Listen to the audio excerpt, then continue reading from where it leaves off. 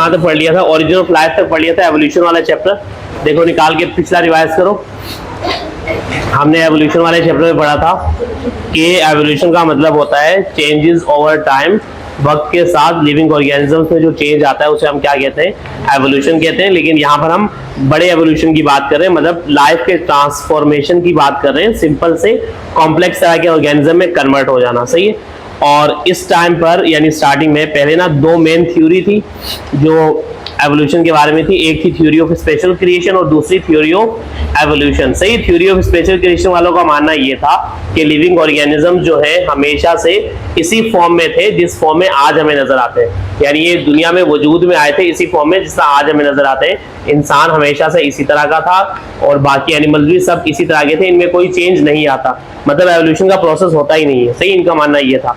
और इनका मानना ये भी था कि डिफरेंट स्पीशीज जो है वो आपस में लिंक नहीं है, किसी भी एक तरह के जानदार का दूसरी तरह के जानदार से कोई भी ताल्लुक नहीं है। हर एक जानदार अलग अलग तरह से दुनिया में वजूद में आए थे और दुनिया में भेजे गए थे, और हर एक जानदार को स्पेशली गॉड ने क्रिएट किया था, सही है। गॉड ने क्रिएट करके दुनिया में भेजा था।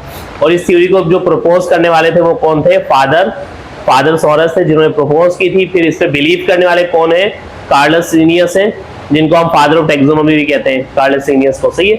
इन्होंने ये बिलीव करते थे, इस थ्योरी पे यकीन रखते थे। और इसके अलावा जो लोग इस थ्योरी को मानते हैं उन्हें क्या कहा जाता है, क्रिएशनिस्ट कहा जाता है, सही है। और इस पूरे कॉन्सेप्ट को हम क्रिएशनिज्म भी कहते हैं, क्रिएशनिज्म। दूसरा जो कॉन्सेप्ट है वो है थ्योरी ऑफ एवोल्यूशन का, जिसके मुताबिक लिविंग ऑर्गेनिज्म जो है इवॉल्व हुए हैं, इन्होंने एवोल्यूशन की है सिंपल से कॉम्प्लेक्स तरह के, मतलब दुनिया में सबसे पहले जानदार सिंपल तरह के बने थे जो हमने पढ़ा था ना, वो आर्कियोबैक्टीरिया दुनिया में डेवलप हुए थे, उनसे भी डिफरेंट तरह के जानदार दुनिया में इवॉल्व हुए। पहले सिंपल तरह के जानदार थे, उनसे भी डिफरेंट तरह के जानदार बने, डिफरेंट स्पीशीज आपस में लिंक्ड है। जैसे कि हमने पढ़ा था रेप्टाइल्स और बर्ड्स के दरमियान का एक कनेक्टिंग लिंक हमें मिला था आर्कियोप्टेरिक्स नाम का, जिसके पास कुछ कैरेक्टर रेप्टाइल्स वाले थे, कुछ कैरेक्टर बर्ड वाले थे, सही। उनके दरमियान का मिक्सचर हमें मिल गया था। तो हमने देखा था कि इसके बाद दोनों तरह के कैरेक्टर है तो लिविंग ऑर्गेनिज्म आपस में लिंक्ड होंगे, कनेक्टेड होंगे। और इसके अलावा हमने ये पढ़ा था कि जो फर्स्ट लिविंग ऑर्गेनिज्म दुनिया में आया था वो एबायोजेनेसिस के जरिए आया था, खुद ब खुद दुनिया में बन गया था, उसका नाम था आर्कियोबैक्टीरिया या आर्कियंस, सबसे पहले दुनिया में आए थे। फिर उनसे डिफरेंट तरह के जानदार इवॉल्व होके बने। ये पूरा कॉन्सेप्ट सबसे पहले जिसे दिया था उसका नाम है जॉर्ज बफन। जॉर्ज बफन ने जियोलॉजिकल टाइम स्केल के जरिए ये पूरा कॉन्सेप्ट दिया था कि दुनिया में एवोल्यूशन होती रहती है।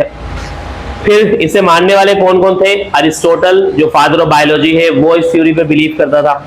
इसके अलावा लेमार्क और डार्विन भी इसी थ्योरी पे बिलीव करते थे, सही है। और ये सारे लोग जो इस पे बिलीव करते हैं उन्हें क्या कहा जाता है, एवोल्यूशनिस्ट कहते हैं, क्योंकि ये पूरा कॉन्सेप्ट एवोल्यूशन कहलाता है, सही है। अच्छा, इसके बाद हमने पढ़ा था लाइफ दुनिया में सबसे पहले लिविंग ऑर्गेनिज्म किस तरीके से दुनिया में इमर्ज हुए थे, पैदा हुए थे, सही है। तो हमने ये पढ़ा था कि सबसे पहले बिग बैंग हुई 13-14 बिलियन साल पहले। फिर उसके बाद जब बिग बैंग हुई उसके बाद यूनिवर्स की डेवलपमेंट हुई, उसके अंदर हमारी अर्थ बनी, एक कायनात के अंदर हमारी जमीन बनी, गोल सी अर्थ बनी।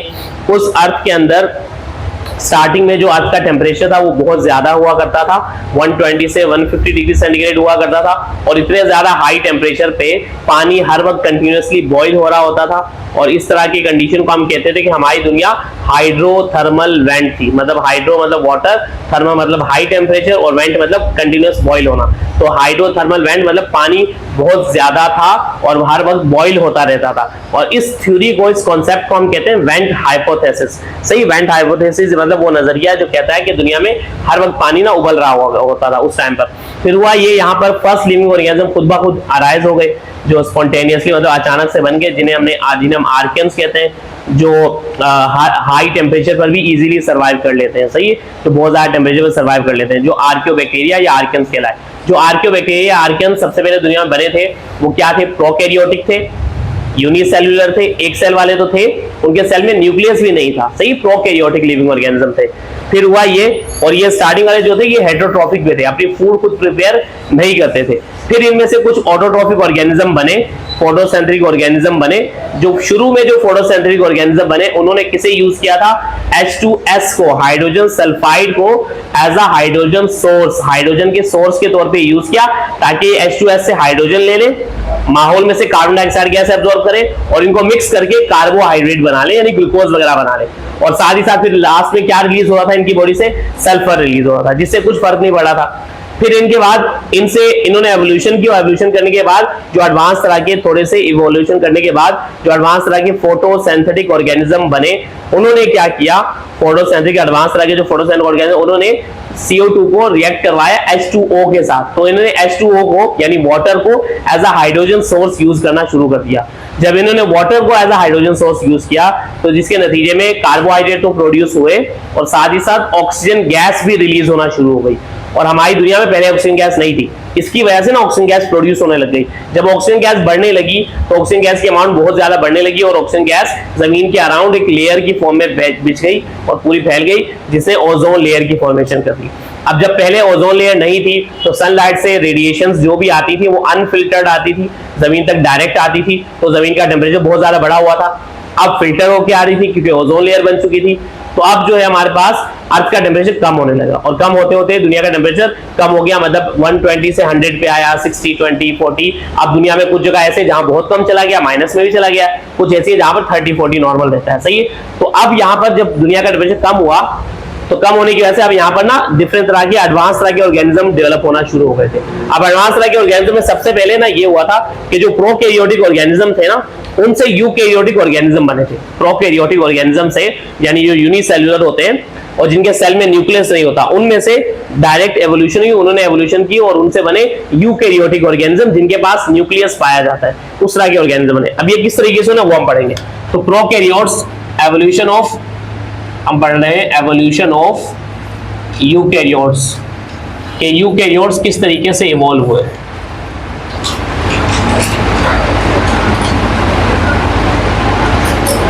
Evolution of eukaryotes.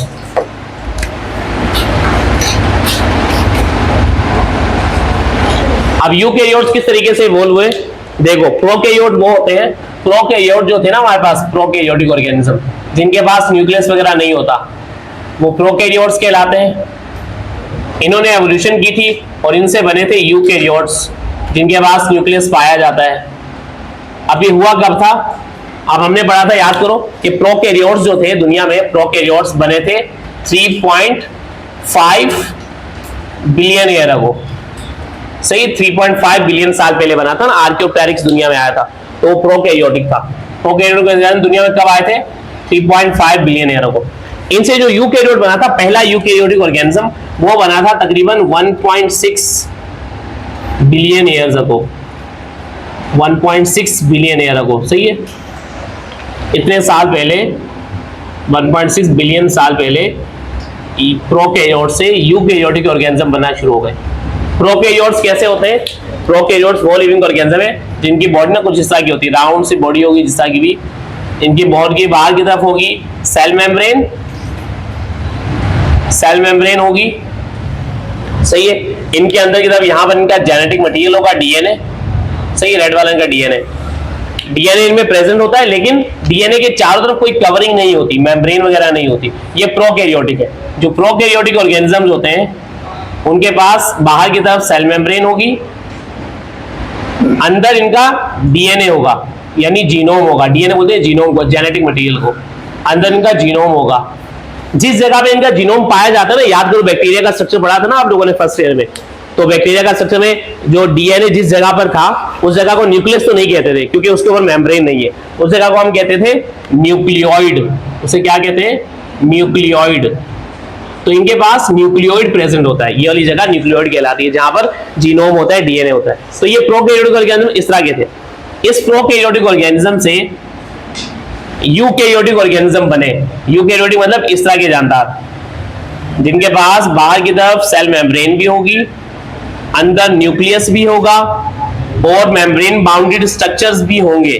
Mitochondria, chloroplast, Golgi bodies, ये सारे मेम्ब्रेन वाले स्ट्रक्चर भी अंदर प्रेजेंट होंगे। इस तरह के ऑर्गेनिज्म को हम कहते हैं यूकैरियोट। तो ये यूकैरियोटिक ऑर्गेनिज्म था। तो प्रोकैरियोट से यूकैरियोट किस तरीके से बना अभी हम पढ़ते हैं। सही है, प्रोकैरियोट, यूकैरियोट के पास बाहर सेल मेम्ब्रेन होती है, न्यूक्लियर मेम्ब्रेन भी होती है, फिर अंदर जीनोम तो होगा ही, फिर इसके अलावा ये सारे बहुत सारे मेम्ब्रेन बाउंडेड ऑर्गेनेल भी होते हैं। मेम्ब्रेन बाउंडेड ऑर्गेनेल्स भी प्रेजेंट होते हैं। मेम्ब्रेन बाउंडेड मतलब मेम्ब्रेन वाले, माइटोकॉन्ड्रिया, गोल्जी बॉडी, ये सारे भी इसके साथ प्रेजेंट होते हैं। सही, तो ये प्रोकैरियोट है, ये यूकैरियोटिक ऑर्गेनिज्म है। ये किस तरीके से बना ना, इसके बारे में 2 थ्योरी हैं जो बताती हैं कि किस तरीके से बना होगा, क्योंकि सच में तो किसी को भी नहीं पता, कई हजारों सालों पहले ये काम हुआ, इतने साल पहले, लेकिन इसके बारे में 2 थ्योरी है जो बताती है। एक थ्योरी कहती है कि इस तरीके से, और दूसरी थ्योरी दूसरे तरीके से बताती है।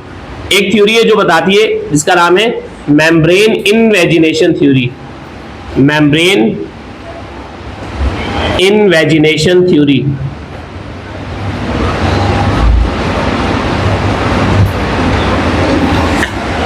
मेम्ब्रेन इनवेजिनेशन थ्योरी जो है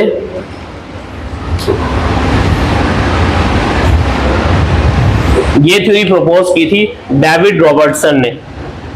डेविड रॉबर्टसन एक साइंटिस्ट का नाम है, डेविड रॉबर्टसन ने।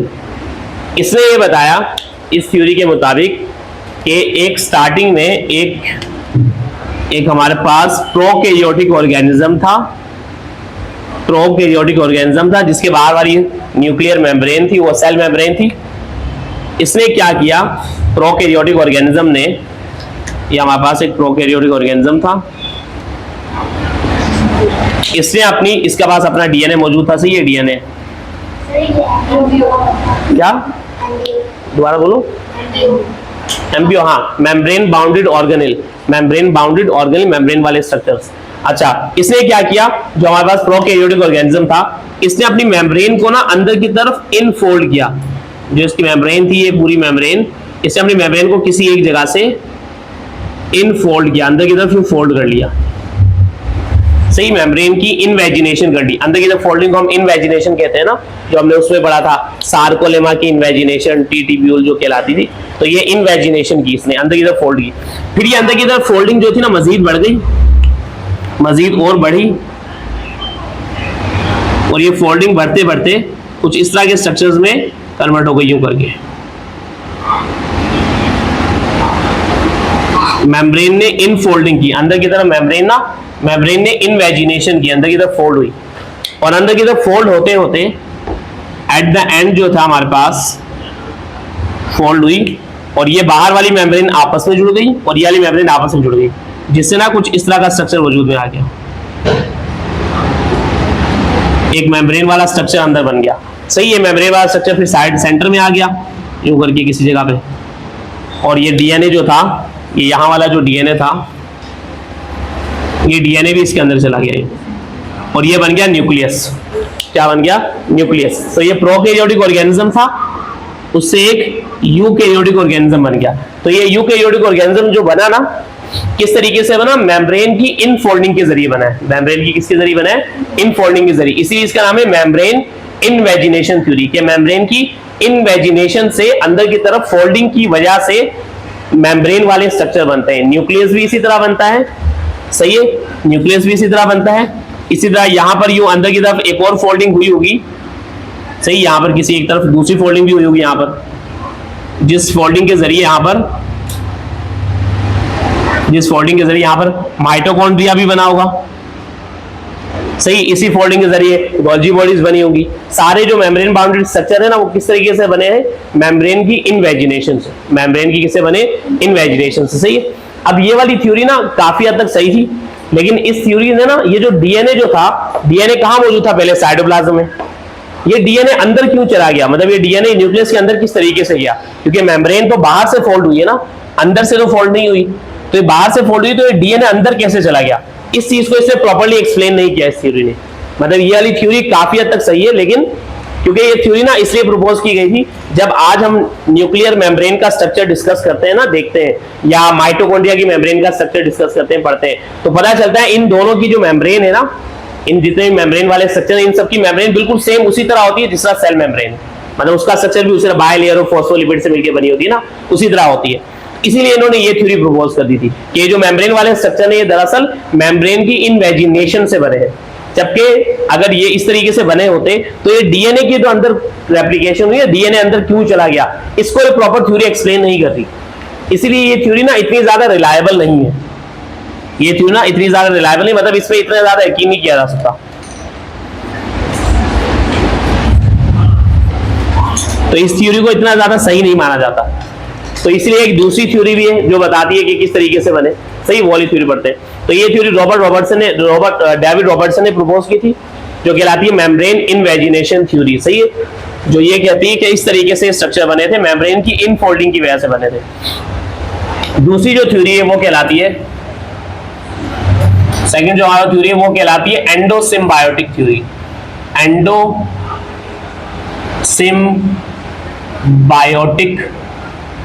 थ्योरी। एंडोसिम्बायोटिक थ्योरी जो है ये प्रपोज की थी। अच्छा, इसलिए ना बहुत सारे न्यू बुक्स में ना वो वाली थ्योरी रिमूव कर दी है। ये वाली थ्योरी बुक में है भी नहीं, काफी बुक्स में, फेडरल वगैरह ने, हमारी बुक में है। सही है, उन बुक्स में ये वाली थ्योरी रिमूव कर दी क्योंकि इतनी ज्यादा रिलायबल नहीं, क्योंकि इतनी ज्यादा सही नहीं है। दूसरी थ्योरी जो है ज्यादा रिलायबल है। ये थ्योरी जो हमारे पास है, दूसरी थ्योरी ये प्रपोज की थी हमारे पास डेविड रॉबर्टसन ने, और ये प्रपोज की थी हमारे पास लायल ने। थोड़ा इसका नाम बताता हूँ। सही, ये थ्योरी प्रपोज की थी, उसका नाम लिखवाता हूँ यहाँ पर। इस थ्योरी के मुताबिक एंडोसिम्बायोटिक जो थ्योरी है, एंडोसिम्बायोटिक थ्योरी वो ये कहती है, यहाँ देखो कि हमारे पास ना किसी टाइम पर एक बड़ा सा प्रोकैरियोटिक ऑर्गेनिज्म हुआ करता था। कई हजारों साल पहले एक बड़ा सा प्रोकैरियोटिक ऑर्गेनिज्म था। ये एक प्रोकैरियोटिक ऑर्गेनिज्म था। इस प्रोकैरियोटिक ऑर्गेनिज्म ने क्या किया, ये जो हमारे पास प्रोकैरियोटिक ऑर्गेनिज्म था बड़ा सा, इस टाइम पर ना कुछ छोटे छोटे प्रोकैरियोटिक ऑर्गेनिज्म भी थे। एक बड़ा सा प्रोकैरियोटिक ऑर्गेनिज्म था और उस टाइम पर कुछ छोटे छोटे प्रोकैरियोटिक ऑर्गेनिज्म भी उस टाइम पे मौजूद थे। यहाँ पर ये वाले एक प्रोकैरियोटिक ऑर्गेनिज्म गोल सा ये रहा, एक प्रोकैरियोटिक ऑर्गेनिज्म ये भी मौजूद था, एक प्रोकैरियोटिक ऑर्गेनिज्म ये मौजूद था, और एक प्रोकैरियोटिक ऑर्गेनिज्म ये मौजूद था। डिफरेंट तरह के ना प्रोकैरियोटिक ऑर्गेनिज्म मजीद भी उस टाइम में मौजूद थे। मतलब एक लार्ज प्रोकैरियोटिक ऑर्गेनिज्म था और कुछ स्मॉल प्रोकैरियोटिक ऑर्गेनिज्म थे। इसके पास भी अपना डीएनए था, इन सबके पास भी अपना अपना डीएनए होगा, क्योंकि ये भी लिविंग ऑर्गेनिज्म है ना, इन सबके पास भी अपना अपना डीएनए था। अच्छा, ये जो हमारे पास थ्योरी है ये प्रपोज की थी लिन मार्गुलस ने। लिन मार्गुलस,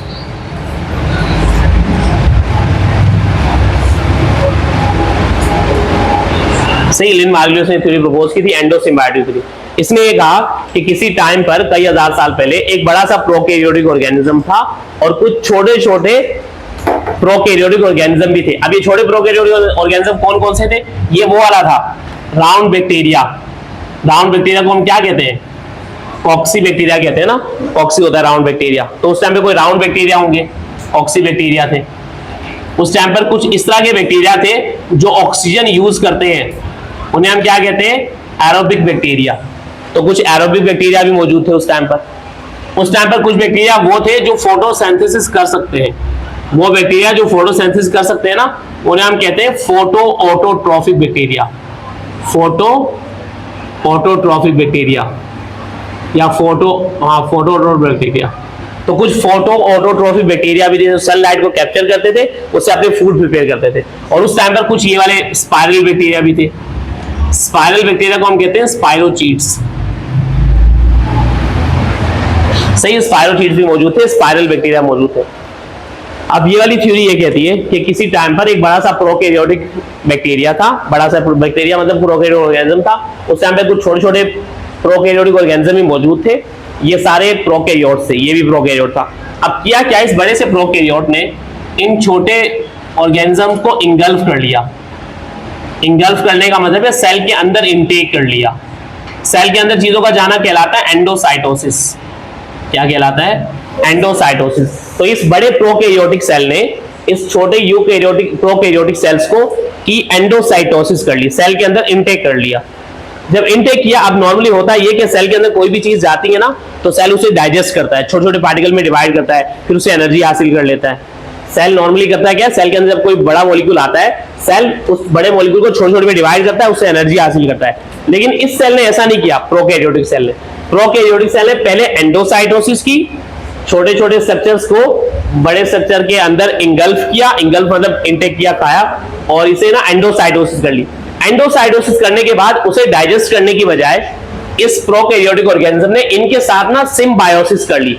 सिम्बायोसिस बोलते हैं ऐसे रिलेशन को जिसमें दो लिविंग ऑर्गेनिज्म मिलकर रहते हैं, जिसमें दो लिविंग ऑर्गेनिज्म मिलकर रहते हैं, एक दूसरे को फायदा पहुंचाते हैं। सही है, इसे हम कहते हैं सिम्बायोसिस। इसीलिए इस थ्योरी का नाम है एंडोसिम्बायोटिक थ्योरी।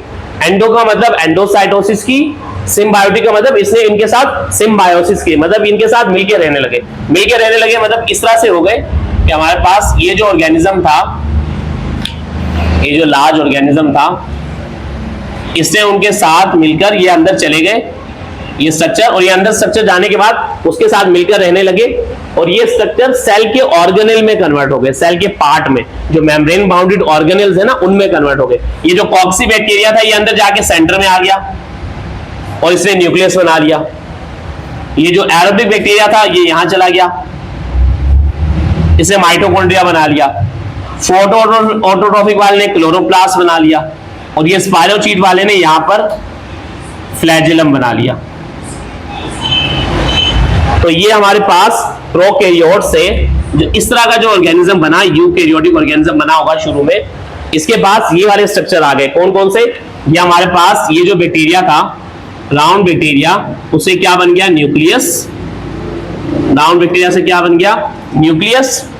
जो एरोबिक बैक्टीरिया थे उससे क्या बना? माइटोकॉन्ड्रिया। क्यों उसे माइटोकॉन्ड्रिया बना? क्योंकि आज जो माइटोकॉन्ड्रिया होता है वो क्या यूज करता है ग्लूकोज का ब्रेकडाउन करने के लिए? ऑक्सीजन का। माइटोकॉन्ड्रिया क्या करता है? ऑक्सीजन का यूज करता है ना। और एरोबिक बैक्टीरिया भी क्या करता था? ऑक्सीजन का यूज करता था। न्यूक्लियस के बाद डीएनए होता है, तो इस कॉक्सी के बाद डीएनए था, वो न्यूक्लियस के बाद भी अपना डीएनए था। सही। इसी तरह माइटोकॉन्ड्रिया के पास भी अपना डीएनए होता है। माइटोकॉन्ड्रिया का स्ट्रक्चर पढ़ा है ना आप लोगों ने सेल वाले चैप्टर में। माइटोकॉन्ड्रिया के पास अपना डीएनए होता है, तो माइटोकॉन्ड्रिया के पास भी अपना डीएनए होता है। फिर इसके अलावा ये जो था हमारे पास, ये फोटो ऑटोट्रोफिक बैक्टीरिया जो था, जो सनलाइट को कैप्चर करता था, इससे क्या बन गया? क्लोरोप्लास्ट। इससे क्या बना? क्लोरोप्लास्ट। और क्लोरोप्लास्ट वो सेल ऑर्गेनेल है जो सनलाइट को कैप्चर करता है, तो ये इससे बना है, और इसके बाद भी अपना डीएनए मौजूद होता है। सही। और ये जो हमारे पास स्पाइरोचीट है ना, इससे बन गया फ्लैजेलम। इससे क्या बन गया? फ्लैजेलम, जिससे बैक्टीरिया वगैरह नॉर्मली मूव करते हैं, कुछ इस तरह का फ्लैजेलम बन गया। बस इसके बाद डीएनए नहीं था, इसका डीएनए डीजनरेट हो गया होगा, तो इसका डीएनए डीजनरेट हो गया, इसको यूज ही नहीं थी डीएनए की। बाकी सब में आज भी डीएनए मौजूद है।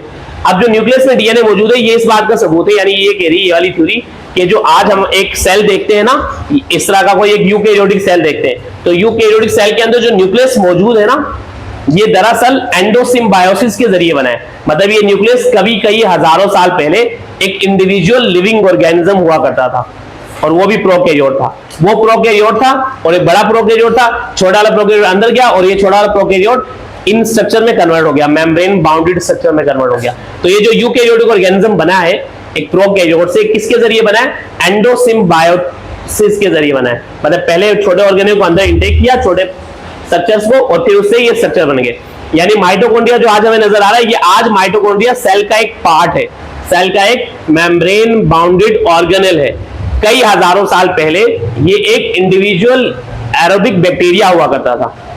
आज जो हमें क्लोरोप्लास्ट नजर आ रहा है, आज ये सेल का एक पार्ट है, सेल का मेम्ब्रेन बाउंडेड ऑर्गेनेल है। कई हजारों साल पहले ये क्या था? फोटो ऑटोट्रोफिक बैक्टीरिया हुआ करता था। सही है। तो ये जितने भी स्ट्रक्चर हमें नजर आ रहे हैं सेल में, ये दरअसल कई हजारों साल पहले एक इंडिविजुअल लिविंग ऑर्गेनिज्म थे, छोटे छोटे प्रोकैरियोट थे। यानी बड़े प्रोकैरियोट छोटे प्रोकैरियोट को इंटेक किया, और छोटे प्रोकैरियोट से मेम्ब्रेन बाउंडेड स्ट्रक्चर बन गए। ये वाली थ्योरी ये कहती है एंडोसिम्बायोटिक थ्योरी, कि ये जो यूकैरियोटिक ऑर्गेनिज्म बना ना, वो इस तरीके से बना, एंडोसिम्बायोसिस के जरिए बना। एंडोसाइटोसिस की पहले, और उनके साथ फिर सिम्बायोसिस की, और ये मेम्ब्रेन बाउंडेड ऑर्गेनेल में कन्वर्ट हो गए। सही है। इस तरीके से बना। ये वाली थ्योरी जिसने प्रपोज की थी, लिन मार्गुलिस ने, उसने कहा कि जो यूकैरियोटिक ऑर्गेनिज्म है वो इस तरीके से बने। ये वाली थ्योरी ना ज्यादा रिलायबल है, ये ज्यादा सही समझ आती है, क्योंकि जब हम माइटोकॉन्ड्रिया को पढ़ते हैं ना, माइटोकॉन्ड्रिया का स्ट्रक्चर याद करो, एक शॉर्ट में क्वेश्चन आता है ना फर्स्ट ईयर में, कि why mitochondria and bacteria are similar. Mitochondria और बैक्टीरिया सिमिलर क्यों होते हैं? तो उसमें पढ़ा था आप लोगों ने, माइटोकॉन्ड्रिया का स्ट्रक्चर, माइटोकॉन्ड्रिया का जो साइज है ना, वो तकरीबन बैक्टीरिया के साइज के बराबर होता है। माइटोकॉन्ड्रिया का साइज तकरीबन बैक्टीरिया के साइज के बराबर होता है। यानी बैक्टीरिया, यानी माइटोकॉन्ड्रिया कई हजारों साल पहले एक बैक्टीरिया ही था, उसी से बना है माइटोकॉन्ड्रिया। तो इसीलिए माइटोकॉन्ड्रिया और बैक्टीरिया बहुत सारी सिमिलरिटी, एक तो ये सिमिलरिटी, दूसरा इन दोनों के पास अपना अपना डीएनए मौजूद है। ये बाइनरी फिजन के जरिए डिवीजन करते हैं, 1 से 2, 2 से 4 में टूटते हैं। अब देखो, ये जो हमारे पास है माइटोकॉन्ड्रिया, ये भी 1 से 2, 2 से 4 में टूट सकता है। क्लोरोप्लास्ट भी बाइनरी फिजन कर सकता है, न्यूक्लियस भी बाइनरी फिजन कर सकता है। ये सारे स्ट्रक्चर ना अपनी डिवीजन कर सकते हैं, और अपनी डिवीजन करना लिविंग ऑर्गेनिज्म की प्रॉपर्टी होती है। और इनके पास अपना अपना डीएनए भी मौजूद है। मतलब ये जो सारे मेम्ब्रेन बाउंड्री स्ट्रक्चर जो आज हमें नजर आते हैं ना, सारे और भी बाकी भी, वो सारे किसके जरिए बने? एंडोसिम्बायोसिस के जरिए बने। एंडोसिम्बायोसिस मतलब सेल के अंदर इंटेक करके सिम्बायोसिस के जरिए बने। तो ये वाली थ्योरी कहलाती है एंडोसिम्बायोटिक थ्योरी। ये ज्यादा रिलायबल है, सही है, ज्यादा अच्छे से एक्सप्लेन करती है, क्योंकि बता रही है ना कि डीएनए कहां से आया। डीएनए वहां से आया क्योंकि इंडिविजुअल लिविंग ऑर्गेनिज्म थे, इसलिए इनके पास डीएनए है। तो ये वाली जो थ्योरी है हमारे पास, जो हमारा एंडोसिम्बायोटिक थ्योरी है, ये ना मोर रिलायबल है, ये ज्यादा रिलायबल है, इसके अच्छे से ना यकीन किया जा सकता है कि ये थ्योरी सही होगी। सही है, ये लिखो जल्दी से। ये हमारे पास दो थ्योरी हैं, सही है, जो बताती हैं कि प्रोकैरियोट से यूकैरियोटिक ऑर्गेनिज्म किस तरीके से इवॉल्व हुए।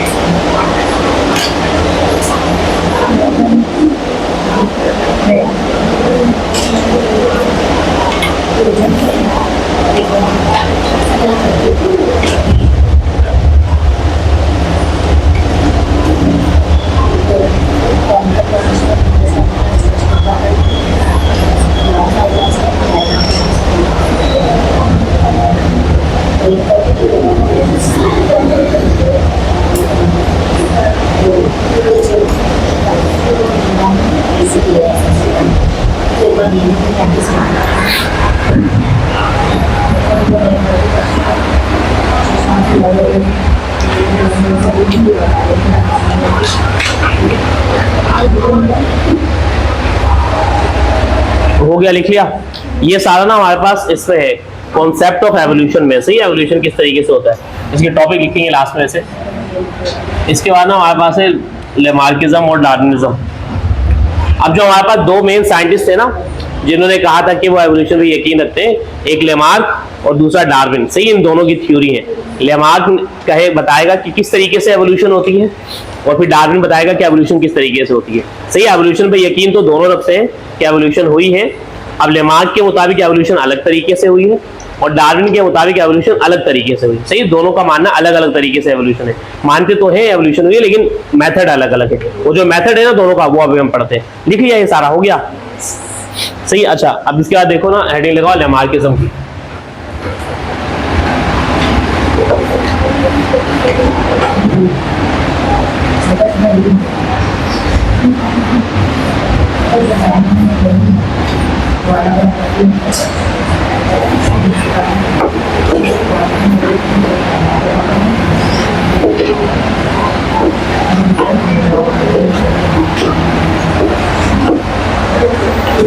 अच्छा, इसके बाद हेडिंग लगाओ, देखो लेमार्किज्म।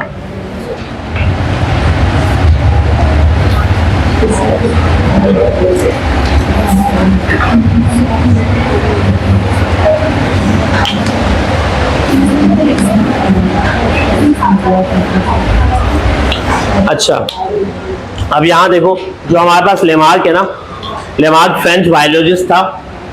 लेमार्क का फुल नेम है जीन बैप्टिस्टे डे लेमार्क।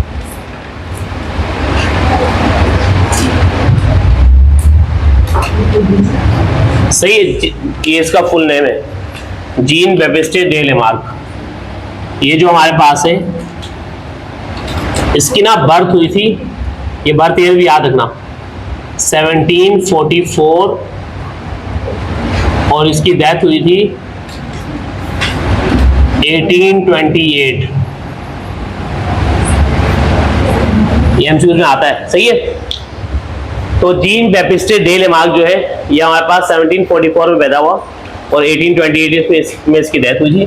ये जो हमारे पास है जीन बैप्टिस्टे डे लेमार्क, या इसको सिंपली लेमार्क कहते हैं, ये जो हमारे पास है, ये फ्रेंच बायोलॉजिस्ट था, फ्रांस का रहने वाला फ्रेंच बायोलॉजिस्ट था, सही है। इसके अलावा ये जो है हमारे पास नेचुरलिस्ट भी था, नेचर को भी स्टडी करना पसंद करता था, नेचुरलिस्ट, इसीलिए तो इसने एवोल्यूशन पे काम किया था, क्योंकि नेचर ही बताती है ना दुनिया पे, नेचर के बारे में पढ़ा।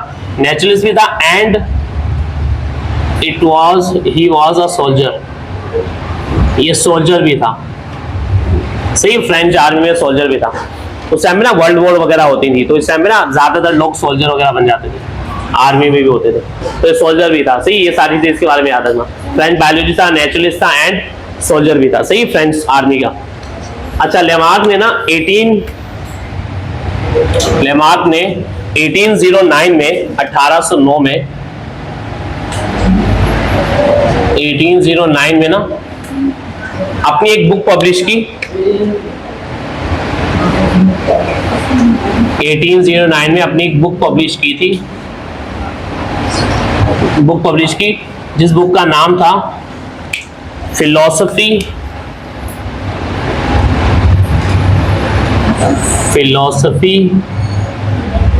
ज़ोलॉजिक। फिलॉसफी ज़ोलॉजिक, ये नाम इसलिए इस तरह का है क्योंकि फ्रेंच लैंग्वेज में थी, सही है। फिलॉसफी ज़ोलॉजिक नाम की बुक इसने 1809 में बुक पब्लिश की, और इस बुक के अंदर इसने अपनी थ्योरी लिखी एवोल्यूशन के बारे में। इसने अपनी थ्योरी प्रपोज की इस बुक में, जो थी theory of evolution by acquired characters. इसने ये बताया कि जो एवोल्यूशन होता है, एवोल्यूशन का प्रोसेस है, वो एक्वायर्ड कैरेक्टर्स के जरिए होता है। अभी हम पढ़ेंगे एक्वायर्ड कैरेक्टर्स क्या होता है। तो इसने अपनी थ्योरी प्रपोज की, theory of evolution by acquired characters, सही। इसने 1809 में बुक पब्लिश की और उस बुक के अंदर अपनी थ्योरी लिखी, theory of evolution by acquired characters. इसकी थ्योरी को हम सिंपली ये भी कह लेते हैं कि theory of acquired characters, theory of acquired characters, क्योंकि एक्वायर्ड कैरेक्टर्स के जरिए एवोल्यूशन हुई ना, तो थ्योरी ऑफ एक्वायर्ड कैरेक्टर्स भी कहते हैं। देखो, इससे पहले ना बहुत सारे साइंटिस्ट ने एवोल्यूशन पर काम तो किया था, यानी यकीन भी रखते थे, लेकिन किसी ने प्रॉपर मॉडल एक्सप्लेन नहीं किया था। तो इसकी जो थ्योरी ऑफ एक्वायर्ड कैरेक्टर्स है ना, इसे हम first comprehensive model of evolution मानते हैं, फर्स्ट डिटेल एवोल्यूशन का model, first comprehensive model evolution का जो फर्स्ट कॉम्प्रिहेंसिव मॉडल है वो हमारे पास एक्वायर्ड कैरेक्टर्स वाली थ्योरी है। मतलब ये वो पहली थ्योरी है जो बताती है कि एवोल्यूशन किस तरीके से हुई। इससे पहले साइंटिस्ट यकीन रखते थे कि एवोल्यूशन हुई है, लेकिन किस तरीके से कोई बता नहीं रहा था, तो इसने प्रॉपर मॉडल एक्सप्लेन किया था। First comprehensive model of evolution was proposed by Lamarck ने प्रपोज की, सही है। अब इसकी जो थ्योरी थी, सही, इसकी थ्योरी के ना दो मेन पोस्टुलेट्स थे, थ्योरी ऑफ एक्वायर्ड कैरेक्टर्स के टू मेन पोस्टुलेट्स थे, दो मेन पॉइंट्स थे जो इसकी थ्योरी को एक्सप्लेन करते थे। दो मेन पोस्टुलेट्स में हमारे पास जो पहला पॉइंट था वो था use and disuse of organ, use and disuse of organs, और दूसरा पॉइंट है इसका inheritance of acquired characters, inheritance of acquired characters, inheritance of acquired characters, सही। ये दो पॉइंट है इसकी थ्योरी के। पहले इसकी थ्योरी से पहले यहां सुनो, अब जो हमारे पास है इसके दो पॉइंट डिस्कस करते हैं, पहले बाद में करेंगे। पहले से पहले देखो, जो लेमार्क था ना वो इस तरह की एवोल्यूशन को मानता था, एवोल्यूशन को, ये एवोल्यूशन कहलाती है लैडर लाइक एवोल्यूशन। एक एवोल्यूशन होती है जिसे हम कहते हैं लैडर लाइक एवोल्यूशन, यानी सीढ़ी की तरह एवोल्यूशन। लैडर लाइक एवोल्यूशन ये कहती है, सही, एवोल्यूशन ना पढ़ेंगे हम, दो तरह की एवोल्यूशन होती है, एक लैडर लाइक होती है और एक कहलाती है ट्री लाइक एवोल्यूशन, दरख्त की तरह की एवोल्यूशन, वो डार्विन में पढ़ेंगे, सही। लैडर लाइक एवोल्यूशन ये कहती है कि लिविंग ऑर्गेनिज्म शुरू में सिंपल तरह के ऑर्गेनिज्म होते हैं दुनिया में, फिर सिंपल से कॉम्प्लेक्स तरह के ऑर्गेनिज्म बनते रहते हैं। जिस तरह की जो सीढ़ी होती है ना, पहला स्टेप उसका आसान होता है, जितना ऊपर जाते रहो उतना हम कॉम्प्लेक्स की तरफ जाते रहते हैं। तो इसके मुताबिक कि होता यह है कि दुनिया में स्टार्टिंग में पहले फर्स्ट लिविंग ऑर्गेनिज्म बने जो सिंपल तरह के थे, उनसे जो है हमारे पास सेकंड तरह के ऑर्गेनिज्म बने जो थोड़े कॉम्प्लेक्स थे, उनसे हमारे पास थर्ड तरह के लिविंग ऑर्गेनिज्म बने जो मजीद कॉम्प्लेक्स थे, फिर उनसे फोर्थ, और इसी तरह ऑर्गेनिज्म ना बनते जा रहे हैं। यानी एवोल्यूशन जो है वो इस तरह हो रही है कि फर्स्ट से सेकंड, सेकंड से थर्ड, फोर्थ लिविंग ऑर्गेनिज्म इस तरह बनता जा रहा है। सही है, यानी ये मानता था कि एवोल्यूशन, अगर हम लोग उसकी बात करें ना, यानी बाकी एनिमल्स में हमारे पास जो किंगडम एनिमेलिया है ना, किंगडम एनिमेलिया में फाइलम पोरेफ्रा, नाइडेरिया, इन सब में जब लास्ट फाइलम पे आओगे ना, लास्ट फाइलम कॉर्डेटा, उस फाइलम कॉर्डेटा में जो ऑर्गेनिज्म है वो कुछ इस तरीके से इवॉल्व हुए इसके मुताबिक कि दुनिया में सबसे पहले फिशेस मौजूद थी, फिशेस सबसे पहले बनी होंगी, और फिशेस की एवोल्यूशन करने के बाद फिशेस ने एवोल्यूशन की, और फिश की एवोल्यूशन से बने एम्फीबियंस जो पानी और खुश्की दोनों जगह पे रहते हैं, एम्फीबियंस, और एम्फीबियंस ने एवोल्यूशन की, और एम्फीबियंस से एवोल्यूशन के बाद क्या बने, जो पानी के किनारों पे रहते हैं, रेप्टाइल्स, रेप्टाइल्स, रेप्टाइल्स ने एवोल्यूशन की, और रेप्टाइल्स से बने बर्ड्स, रेप्टाइल्स से एवोल्यूशन की, और रेप्टाइल्स से क्या बने, बर्ड्स, परिंदे, और बर्ड्स ने एवोल्यूशन की, और बर्ड्स से बने हमारे पास मैमल्स, जो कैट, डॉग, ह्यूमन वगैरह होते हैं ना, मैमल्स। तो एक लिविंग ऑर्गेनिज्म से दूसरी तरह के जानदार बने मैमल्स, यानी पहले सिंपल तरह की फिशेस थी दुनिया में, फिश से एम्फीबियन, एम्फीबियन से रेप्टाइल, रेप्टाइल से बर्ड्स, और बर्ड से मैमल्स बने दुनिया में। सही, इस तरीके से एवोल्यूशन हुई है कंटिन्यूअस, एक से दूसरा, दूसरे तीसरा, तीसरे चौथा, इस तरह जानदार दुनिया में जानदार बनते रहते हैं। सही है, फिर हमारे पास, हमने उसकी बात की थी आर्कियोप्टेरिक्स की, आर्कियोप्टेरिक्स। सही है, तो हमारे पास ना इसकी इस थ्योरी को थोड़ा बहुत सही साबित करने के लिए ना यहां पर हमारे पास एक लिंक भी मिल जाता है। सही, जो रेप्टाइल और बर्ड के दरमियान का कनेक्टिंग लिंक मिलता है, तो हमारे पास है Archaeopteryx.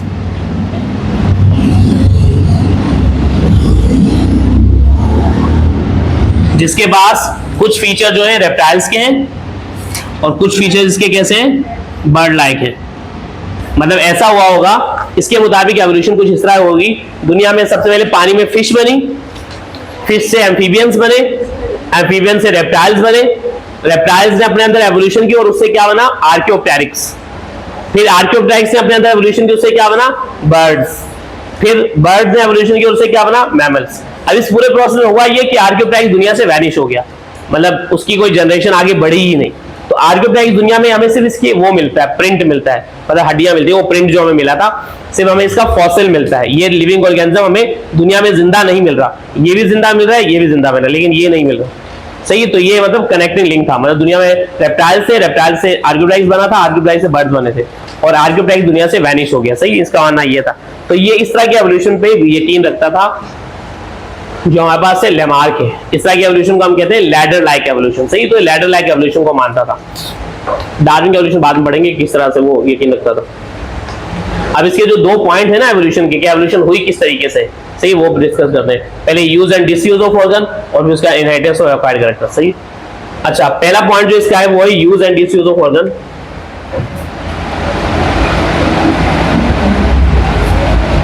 Use and disuse of organ.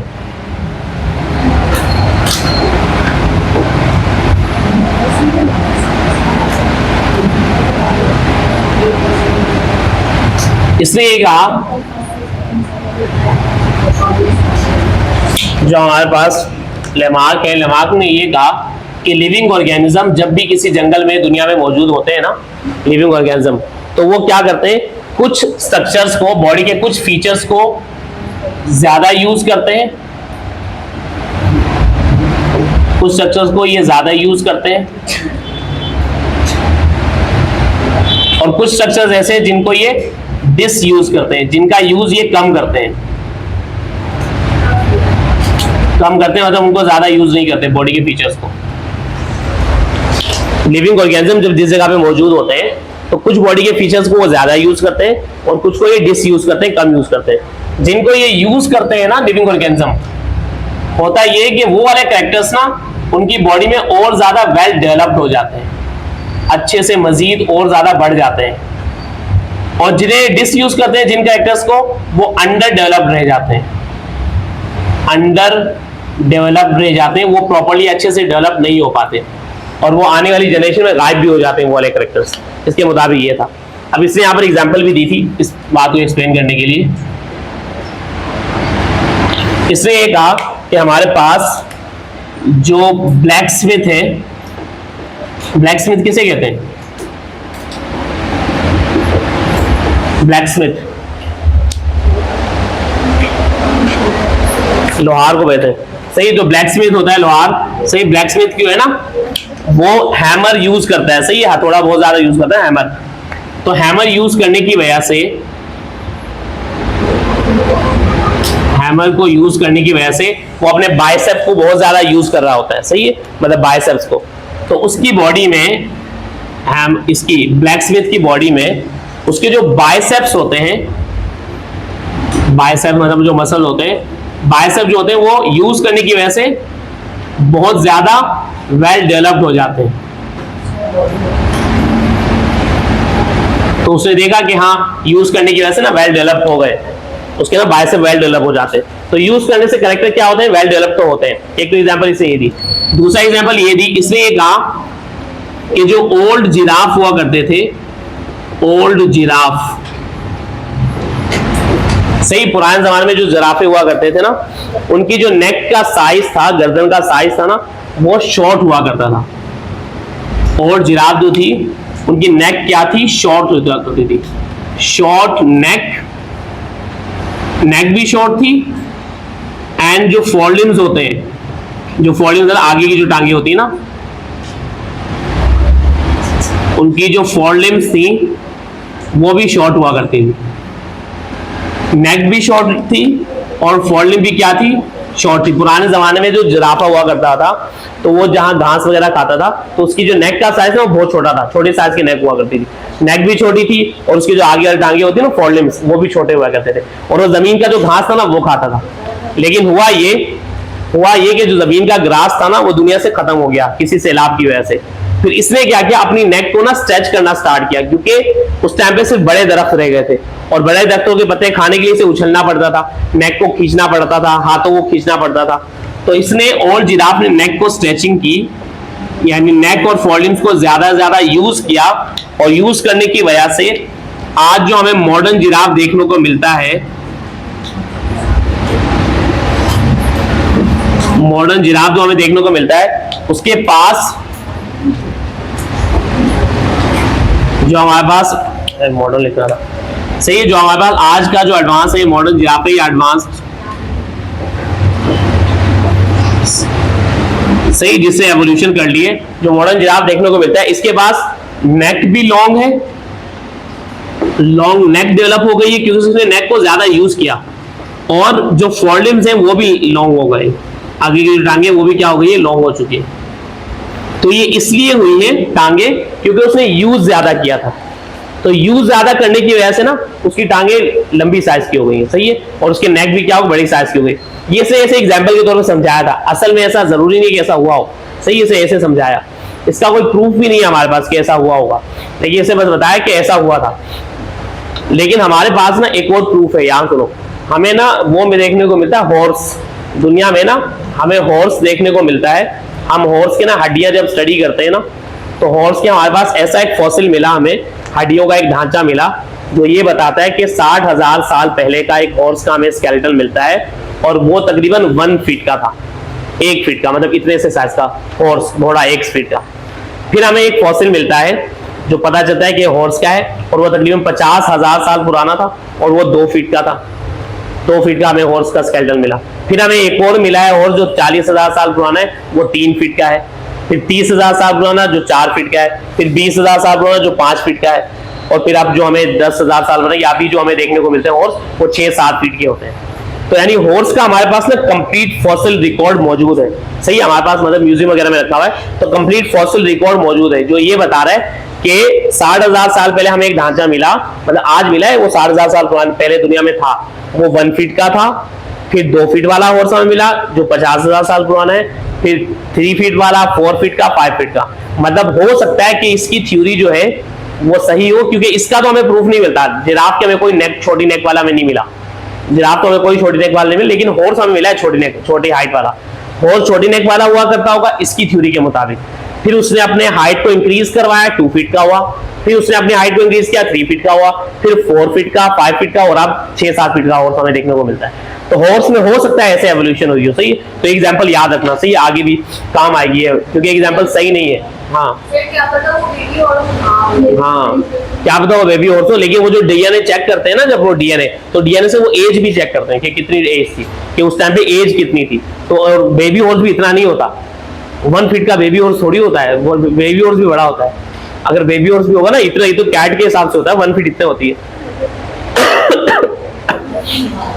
सही है, वो थे यानी सारे यंग थे, यंग वाले हॉर्सेस मिले और वो तकरीबन इतना, लेकिन एग्जांपल याद रखना, सही, 1 फीट से लेके वो 8 फीट वाली। अच्छा, ये यूज वाले पॉइंट में से ये बताया कि यूज करने से डेवलप जो ऑर्गन है ना, वो बहुत ज्यादा वेल डेवलप हो जाते हैं। जैसे कि ब्लैक स्मिथ के हैमर यूज करने की वजह से बाइसेप डेवलप हो जाते हैं, और ओल्ड जिराफ के नेक स्ट्रेच करने की वजह से उनकी मॉडर्न जिराफ में जो नेक है वो बहुत ज्यादा बढ़ गई, सही है, और हॉर्स में हाइट बढ़ गई। चलो फिलहाल ये ले लो।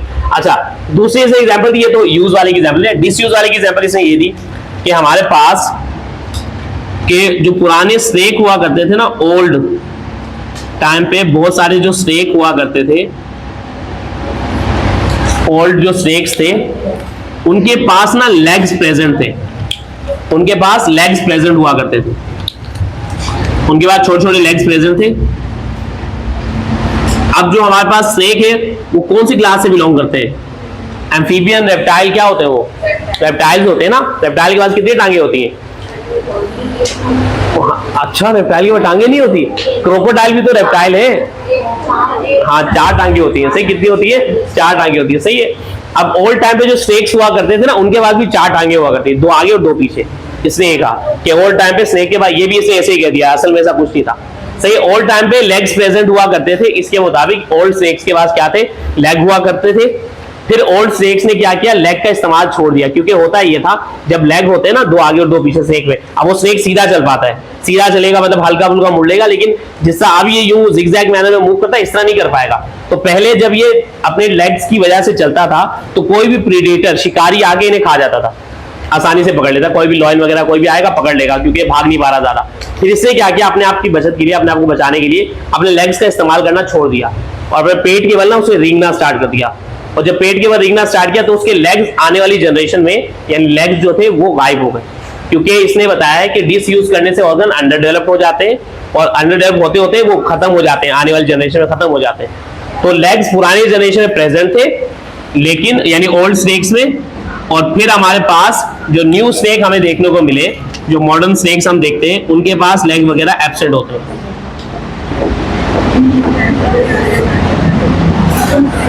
मॉडर्न स्नेक्स के पास जो हमारे पास लेग्स हैं वो एब्सेंट है।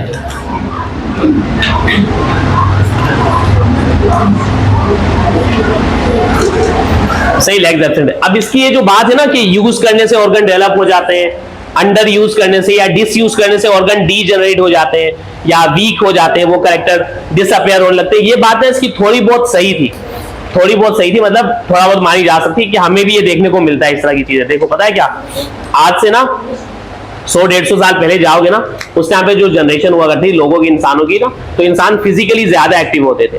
फिजिकली ज्यादा एक्टिव मतलब फिजिकली ज्यादा काम करते थे, और मेंटली इतना ज्यादा काम नहीं करते थे।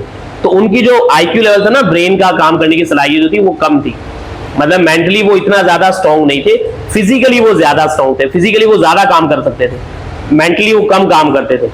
लेकिन अब इंसानों ने क्या किया, अब जनरेशन बाय जनरेशन पिछले कई सालों से ये हो रहा है कि हम लोगों ने फिजिकल वर्क छोड़ दिया है, कि इंसान फिजिकल वर्क कम करते हैं, मशीन्स आ गई है, और मेंटल वर्क जो है अपना बढ़ा दिया है, यानी अपनी जो न्यूरोलॉजिकल वर्क है ना, ब्रेन का वर्क, वो बढ़ा दिया है। सॉफ्टवेयर बना रहे हैं, ये कंपनी वगैरह ये सारी चीजें चला रहे हैं। तो अब बच्चे जो होते हैं 7-8 साल का बच्चा भी, उसका ब्रेन बहुत ज्यादा डेवलप होता है, लेकिन फिजिकली वो वीक होता है। मतलब फिजिकली बच्चे लोग जो होंगे वो वीक होंगे फिजिकली, क्योंकि फिजिकल हमने डिस यूज किया है हमारी बॉडी को फिजिकली, लेकिन हमने ब्रेन को यूज किया है बहुत ज्यादा। तो ज्यादा यूज करने से वो वेल डेवलप हो गया है, और फिजिकली फिटनेस हमारी अंडर डेवलप रह गई है, सारे अच्छे से डेवलप नहीं हो पाए, सही। तो इस तरह की चीजें होती हैं, यानी यूज करने से डेवलप हो जाती हैं चीजें। अगर कोई जिम जाएगा तो उसकी बॉडी तो डेवलप हो जाएगी, क्योंकि उसने यूज ज्यादा किया है, और अगर नहीं जाएगा तो वो कैरेक्टर अंडर डेवलप रह जाएगा, वीक हो जाएगी उसकी बॉडी, सही है। तो ये चीजें होती हैं, यूज डिस यूज करने से कैरेक्टर डेवलप हो जाता है। अच्छा, ये यूज और डिस यूज करने से जो भी कैरेक्टर डेवलप होता है ना, यानी किसी ने जिम जाके बॉडी बिल्ड कर लिया अच्छे से, तो ये उसका जो उसने कैरेक्टर हासिल किया है, स्नेक्स ने अपने लेग्स को डिसयूज करके लेग्स गायब कर लिए, ये इसका एक कैरेक्टर इसने हासिल कर लिया। ब्लैक स्मिथ ने अपने बाइसेप को डेवलप कर लिया, ये इसने एक कैरेक्टर हासिल कर लिया। जिराफ ने अपनी नेक और फॉरलिम्स को बड़ा कर लिया, ये इसने एक कैरेक्टर हासिल कर लिया। ये यूज और डिसयूज करने से जो कैरेक्टर आते हैं ना, यूज एंड डिसयूज करने से जो कैरेक्टर्स आते हैं ना, इन कैरेक्टर्स को कहा जाता है एक्वायर्ड कैरेक्टर्स, क्योंकि हमने खुद हासिल किए। इसने अपनी लेग्स को खुद डिसयूज किया तो इसके पास ये सलाहियत आ गई कि लेग्स है ही नहीं, इसका पास ये कैरेक्टर आ गया कि इसके पास लेग्स नहीं है।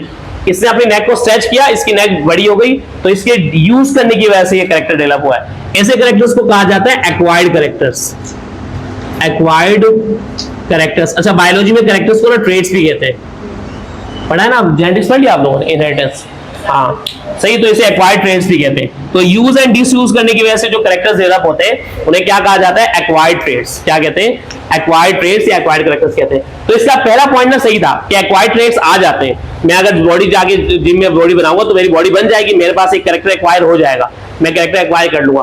पहला पॉइंट इसका यहां तक सही था, लेकिन जो इसका दूसरा पॉइंट था ना, वो था, सेकंड जो पॉइंट है वो है इनहेरिटेंस ऑफ एक्वायर्ड कैरेक्टर्स। ये जो एक्वायर्ड कैरेक्टर है इनकी विरासत में, इनहेरिटेंस ऑफ एक्वायर्ड ट्रेट्स।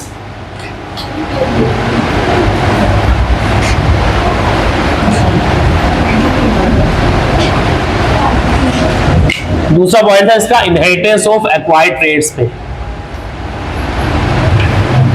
ये जो एक्वायर्ड ट्रेट्स होते हैं ना, ये विरासत में आगे ट्रांसफर किस तरीके से होते हैं। इसलिए ये कहा कि यूज या डिसयूज करने से जो कैरेक्टर आते हैं वो तो एक्वायर्ड कैरेक्टर्स कहलाते हैं, और ये सारे जितने भी एक्वायर्ड कैरेक्टर्स होते हैं जो एक ऑर्गेनिज्म यूज डिसयूज करने से हासिल करता है, ये एक्वायर्ड ट्रेट्स जो है, ये एक्वायर्ड कैरेक्टर्स जो हैं, ये एक्वायर्ड कैरेक्टर्स जितने भी ऑर्गेनिज्म डेवलप करता है, ये सारे एक्वायर्ड कैरेक्टर्स हेरिटेबल है। हेरिटेबल का मतलब है ये खुद ब खुद अगली जनरेशन में ट्रांसफर भी हो जाता है। हेरिटेबल का मतलब है ये जो है कैरेक्टर्स हेरिटेबल है, एक्वायर्ड कैरेक्टर्स, मतलब ये ट्रांसफर हो जाते हैं। These characters are transfer to next generation, ये आने वाली जनरेशन में ट्रांसफर भी हो जाते हैं। मतलब एक ऑर्गेनिज्म, इसने ये कहा, सिंपल सी बात, इसने कहा कि एक ऑर्गेनिज्म ने, ये जो ब्लैक स्मिथ ने अपने बाइसेप डेवलप किए ना यूज करके, अब इसका बच्चा जो पैदा होगा उसके बाद पहले से बाइसेप मौजूद होंगे। यानी अगर इस नेक वाली जिस जिराफ ने, अगर एक इंसान ने बॉडी बिल्ड कर ली है बहुत सारी अच्छे से जिम जाके, तो उसका बच्चा भी बॉडी बिल्डर पैदा होगा, जबकि ऐसा नहीं होता। तो इसने ये कहा कि एक्वायर्ड कैरेक्टर्स ना खुद ब खुद आगे ट्रांसफर हो जाते हैं, जबकि ऐसा नहीं होता। सही, तो इसका जो दूसरा पॉइंट है, इसका मेन डीमेरिट था, मतलब गलत पॉइंट था। जो इनहेरिटेंस और एक्वायर्ड कैरेक्टर्स वाला पॉइंट था ना, ये इसका मेन डीमेरिट था।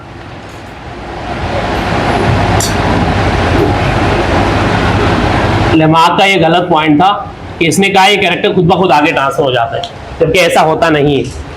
अच्छा, इसने इसलिए कहा था क्योंकि अगर ये जिराफ वाली एग्जांपल को अगर गौर से देखो ना, तो जिराफ वाले में ऐसा थोड़ी था कि एक ही जनरेशन में बड़ा हो गया होगा, शॉर्ट नेक से लॉन्ग नेक जिराफ हो गई। इसने ये कहा था कि देखो, कोई पहली जनरेशन का जिराफ था, यहां सुनो सब, यहां देखो, तो पहली जनरेशन का जिराफ होगा, उसकी ना नेक का साइज तकरीबन 20 सेंटीमीटर होगा, 20 सेंटीमीटर की नेक थी। तो 20 सेंटीमीटर नेक से वो नीचे का घास वगैरह खाते थे, फूड खत्म हो गया नीचे का, अब उन्हें नेक को स्ट्रेच करना पड़ा। एकदम उनकी 40 सेंटीमीटर में नहीं गई, जो 20 सेंटीमीटर वाले था उस जिराफ ने अपनी पूरी जिंदगी में नेक को स्ट्रेच किया, और स्ट्रेच करते करते 5 सेंटीमीटर अपनी नेक को बढ़ा लिया होगा, मतलब 25 सेंटीमीटर कर ली तकरीबन। फिर उसके जो बच्चे पैदा हुए, यानी एक कैरेक्टर उसने एक्वायर कर लिया। उसने क्या कैरेक्टर एक्वायर किया है, उसने अपनी नेक को 25 सेंटीमीटर तक कर लिया, यूज करने की वजह से उसने एक कैरेक्टर एक्वायर कर लिया, 25 सेंटीमीटर ऑफ नेक हुआ ये। फिर उसके जो बच्चे पैदा होंगे तो उसमें ये कैरेक्टर खुद ब खुद ट्रांसफर हो जाएगा। तो उसके जो बच्चे पैदा होंगे एंड में, जब वो एंड के टाइम पे होगा, तो उसके बच्चे जो पैदा होंगे वो 25 सेंटीमीटर की नेक के साथ पैदा हुए, 25 सेंटीमीटर के साथ। ये दूसरी जनरेशन है। फिर दूसरी जनरेशन ने भी कंटिन्यूसली पूरी जिंदगी अपनी नेक को स्ट्रेच किया। जब नेक को स्ट्रेच किया तो उन्होंने भी 25 से 30 सेंटीमीटर तक अपनी नेक को ले गए होंगे, और उनके जब बच्चे पैदा हुए थर्ड जनरेशन में, तो 30 सेंटीमीटर की नेक के साथ पैदा हुए। फिर उन्होंने 35 सेंटीमीटर कर ली होगी। तो इस तरह कंटिन्यूस जनरेशन बाय जनरेशन ना ये कैरेक्टर ट्रांसफर होता रहा और करते करते शॉर्ट नेक वाला जिराफ लॉन्ग नेक में कन्वर्ट हो गया होगा। इसके मुताबिक इस तरह से हुआ था। सही है, मतलब शॉर्ट नेक से लॉन्ग नेक जिराफ इस तरीके से बना होगा। और इसी तरह स्नेक में भी लेग्स एकदम गायब नहीं हुए कि अगली जनरेशन में गायब हो गए, ऐसा नहीं हुआ कि स्नेक ने अगर लेग्स इस्तेमाल करना छोड़े तो अगली जनरेशन में जो लेग्स थे वो बने, तो यानी अगली जनरेशन में लेग्स मौजूद थे लेकिन वो सही से काम नहीं कर रहे थे, यानी वो वीक हो गए थे। फिर अगली जनरेशन में और वीक हो गए, लेग्स करते करते वीक होते होते लेग्स मुकम्मल तौर पे गायब। ये दोनों बातें मतलब इसने इस तरह से कही कि कैरेक्टर जो एक्वायर्ड कैरेक्टर्स होते हैं ना, जो यूज डिसयूज करने की वजह से आते हैं, ये हेरिटेबल होते हैं, ये खुद ब खुद आगे ट्रांसफर हो जाते हैं। ये इसका पॉइंट लेकिन गलत था। इसका पॉइंट गलत ना ऐसे ही नहीं कहा, एक दूसरे साइंटिस्ट ने ना एक्सपेरिमेंट करके ये साबित भी किया था। अच्छा, अब ये देखो एक्वायर्ड कैरेक्टर्स ट्रांसफर, इसकी थ्योरी ना बस इतनी है, इसकी ये थ्योरी है, इसका आगे ड्रॉबैक करते हैं। यहां सुनो, इसने क्या कहा, इसकी थ्योरी के मुताबिक दो पॉइंट है इसकी थ्योरी के, use and disuse of organ और दूसरा inheritance of acquired characters. Use disuse organ में से ये बताया कि यूज करने से ऑर्गन वेल डेवलप हो जाते हैं, डिसयूज करने से ऑर्गन अंडर डेवलप रहते हैं और वैनिश भी हो जाते हैं अगर ज्यादा डिसयूज करो तो। और ये कैरेक्टर जो यूज डिसयूज करने से आते हैं उन्हें हम एक्वायर्ड ट्रेट्स कहते हैं, और ये एक्वायर्ड ट्रेट्स खुद ब खुद आगे ट्रांसफर भी हो जाते हैं। ये से दूसरे पॉइंट में कहा सही, जो दूसरे पॉइंट इसका गलत था। फिर इसीलिए ना इसके बहुत सारे ड्रॉबैक्स आ गए, इसकी थ्योरी में बहुत सारी गलतियां आ गई। सबसे पहला ड्रॉबैक तो यही था कि इसने ये जो बात कही थी कि खुद ब खुद कैरेक्टर आगे ट्रांसफर हो जाते हैं, ऐसा नहीं होता। इसके ड्रॉबैक में ये ड्रॉबैक तो था, लेकिन उससे पहले और भी ड्रॉबैक थे। सबसे पहला, इसने जो भी ये सारी एग्जांपल वगैरह दी है ना, इसका कोई भी एक्सपेरिमेंटल प्रूफ नहीं है, ये इसने खुद से अपनी तरफ से दी है। तो ड्रॉबैक इसका है, drawback number 1, no experimental proof. इसका कोई भी एक्सपेरिमेंटल प्रूफ नहीं, इसे कोई ढांचे वगैरह नहीं मिले थे शॉर्ट नेक वाले जिराफ के, कोई एक्सपेरिमेंटल प्रूफ नहीं था। इसे कोई इसका स्नेक का स्केलेटन नहीं मिला था जिसमें हड्डियां वगैरह, उसमें लेग्स नजर आ गए, तो एक्सपेरिमेंटल प्रूफ नहीं था, सारी थ्योरेटिकल बातें थी। सही, एक्सपेरिमेंटल प्रूफ वगैरह नहीं था।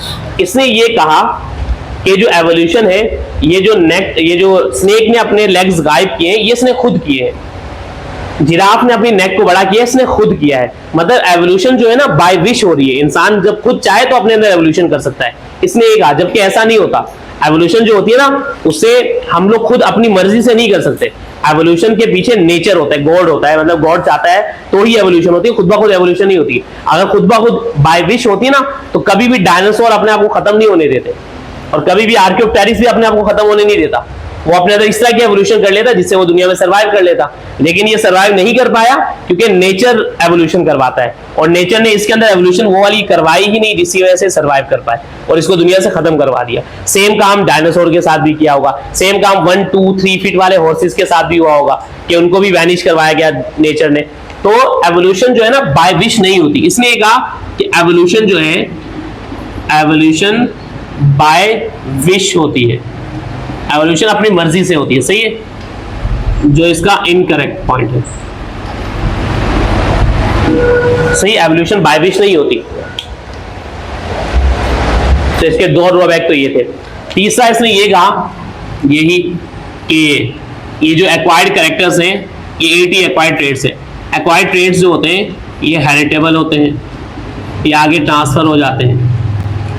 सही, ट्रांसफर हो जाते हैं, जो इसका इनकरेक्ट पॉइंट है, गलत पॉइंट है। दरअसल इसने ये कहा, अच्छा इसका ये पॉइंट ना गलत साबित करने के लिए एक साइंटिस्ट थे, उसने एक एक्सपेरिमेंट भी किया। एक साइंटिस्ट है जिसका नाम था ऑगस्ट वीजमैन। ऑगस्ट वीजमैन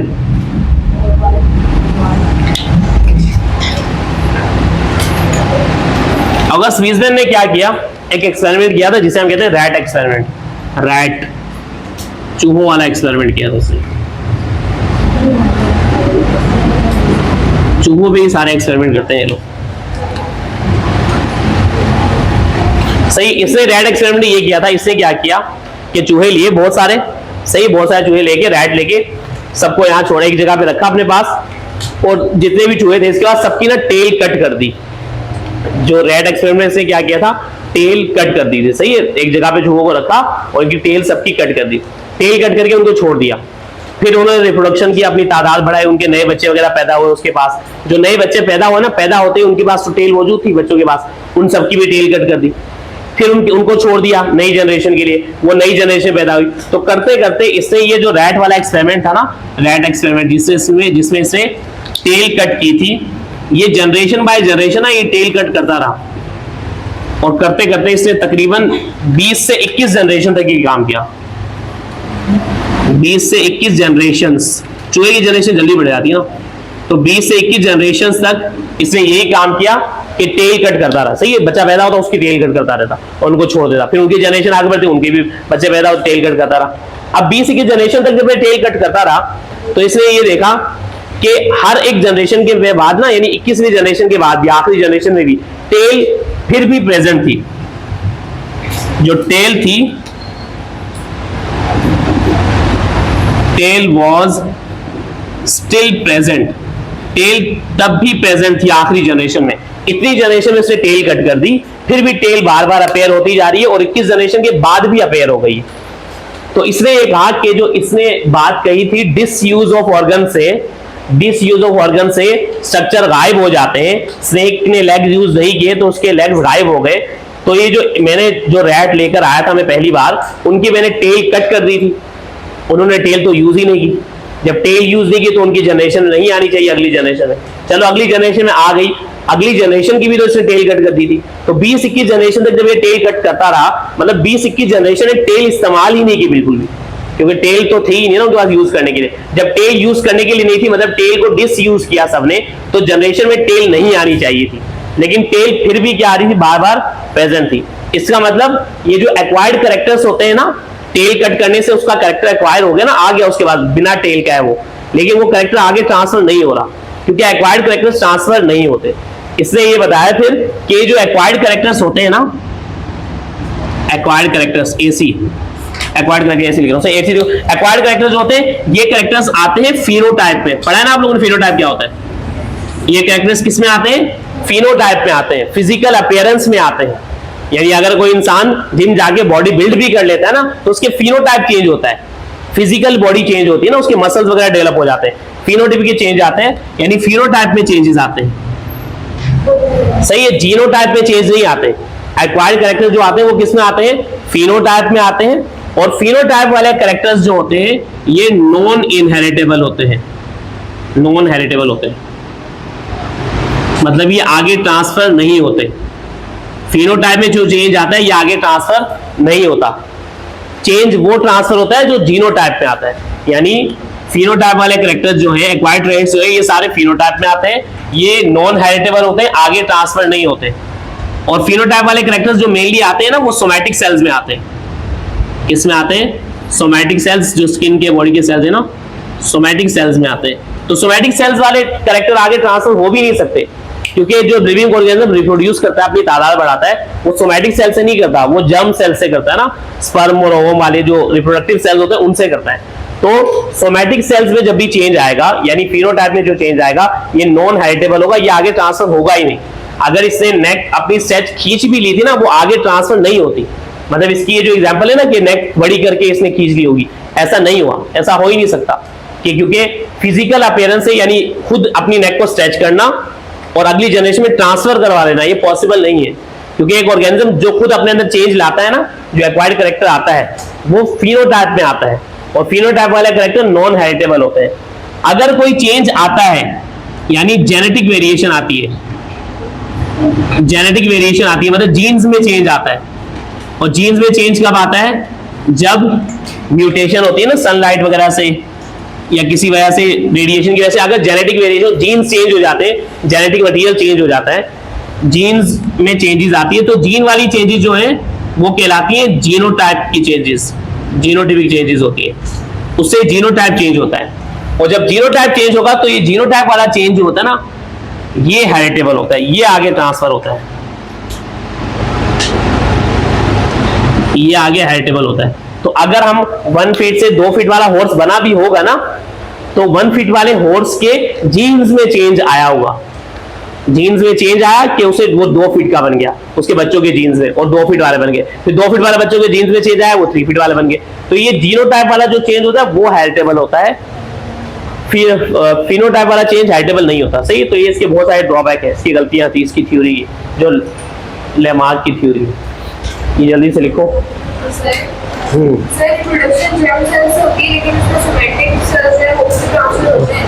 देखो जब हम लोग वो करते हैं ना, जब रिप्रोडक्शन होगी, जो एक नया लिविंग ऑर्गेनिज्म बनेगा वो जाइगोट से बनेगा। और जाइगोट के अंदर कितने सेल मिलते हैं? 2 सेल से मिलते हैं। एक स्पर्म आएगा और दूसरा ओवम आएगा। और स्पर्म कौन सा सेल है? जर्म सेल है। ओवम कौन सा सेल है? जर्म सेल है। तो बस सिर्फ ये 2 सेल्स ही मिलते हैं, बाकी सोमैटिक सेल्स का थोड़ी लेना देना होता है। बाकी जो सोमैटिक सेल्स हैं हमारे स्किन के, बॉडी के सेल्स वगैरह, ये थोड़ी आगे ट्रांसफर होते हैं। सिर्फ और सिर्फ जर्म सेल्स आगे ट्रांसफर होते हैं। और जर्म सेल्स वो पढ़ा होगा ना आप लोग, फट या रिप्रोडक्शन वाला चैप्टर। हाँ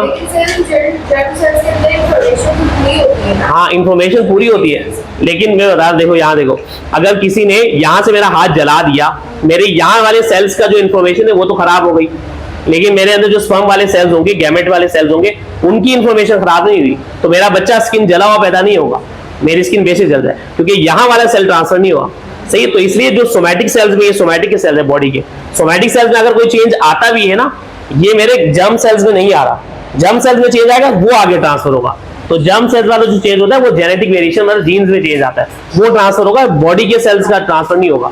तो बॉडी के सेल्स में जितना भी चेंज है, किसी का हाथ काट दो, इसका मतलब कि अगले वाला बच्चा वो थोड़ी होगा कि बिना हाथ के पैदा हो जाएगा, उसके तो हाथ होंगे ना पूरे, क्योंकि उसके सेल्स वगैरह में वही है। हाँ, अगर किसी के बॉडी में ऐसा हो सकता है कि बिल्कुल बंदा हेल्दी है, उसकी बॉडी के, मेल की बॉडी में स्पर्म के जो सेल्स होते हैं, गैमेट वाले सेल्स होते हैं, तो उसके स्पर्म जब ट्रांसफर हो रहे थे, उसके स्पर्म सेल्स का डीएनए खराब हो गया, और डीएनए इतना खराब हो गया कि जब वो जाइगोट बना, बच्चा पैदा हुआ, तो उसके हाथ नहीं आ रहे। तो ऐसा हो सकता है जीन्स में खराबी की वजह से, लेकिन फिजिकल अपीयरेंस की वजह से नहीं होता। इसने ये कहा कि फिजिकल अपीयरेंस से हो जाता है, तो ये इसका पॉइंट गलत था, ये इनहेरिटेंस वाला। तो इसकी थ्योरी के जो 2 मेन पॉइंट्स है ना, पहला पॉइंट थोड़ा बहुत एक्सेप्टेबल था, लेकिन दूसरा पॉइंट ना बिल्कुल एक्सेप्टेबल नहीं था। ये पूरी लैमार्किज्म है। तो आज जल्दी स्टार्टिंग से देख लो एक बार, जल्दी से मैं रिवाइज करवा दूं, फिर ऑफ करते हैं।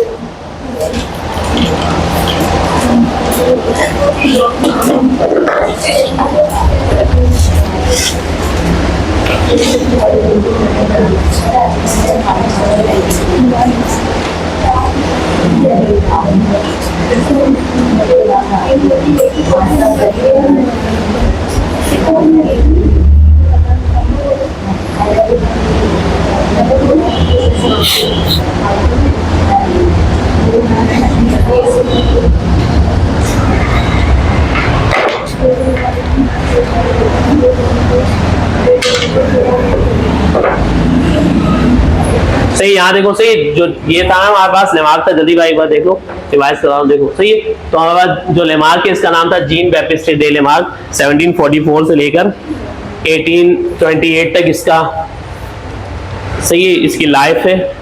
फ्रेंच बायोलॉजिस्ट था, नेचुरलिस्ट था, सोल्जर भी था। 1809 में इसने बुक पब्लिश की जिसका नाम है फिलोसफी जोलॉजिक। अच्छा, 1809 में एक और इम्पोर्टेंट इवेंट हुआ था, वो हुआ था डार्विन की पैदाइश। सही है। तो डार्विन पैदा हुआ था 1809 में, जब हम पढ़ेंगे ना डार्विन उसमें लिखेंगे। सही है। तो डार्विन पैदा हुआ था। अच्छा, इसने इस बुक में थ्योरी ऑफ एवोल्यूशन लिखी। थ्योरी ऑफ एवोल्यूशन इसकी थी, theory of evolution by acquired characters, यानी ये जो लिविंग एवोल्यूशन करते हैं ना, उनमें चेंज आ रहा है, ये किसके जरिए आ रहा है? एक्वायर्ड, यूज डिसयूज के जरिए आ रहा है, मतलब खुद से ऑर्गेनिज्म अपने अंदर एवोल्यूशन ला रहा है। तो इसने ये कहा था। फर्स्ट कॉम्प्रिहेंसिव मॉडल था, इसलिए पढ़ा रहे हैं, बेशक गलत है लेकिन पहला मॉडल था, इससे पहले किसी ने काम ही नहीं किया। और इसके मॉडल में थोड़ी बहुत चीजें तो थी ना, यूज से कैरेक्टर तो डेवलप हो जाता है, लेकिन जनरेशन में होता है, आगे ट्रांसफर नहीं होता। आगे ट्रांसफर वाली बात इसकी गलत है। 2 मेन पोस्टुलेट थे, यूज डिसयूज ऑफ ऑर्गन, दूसरा इनहेरिटेंस ऑफ एक्वायर्ड कैरेक्टर्स।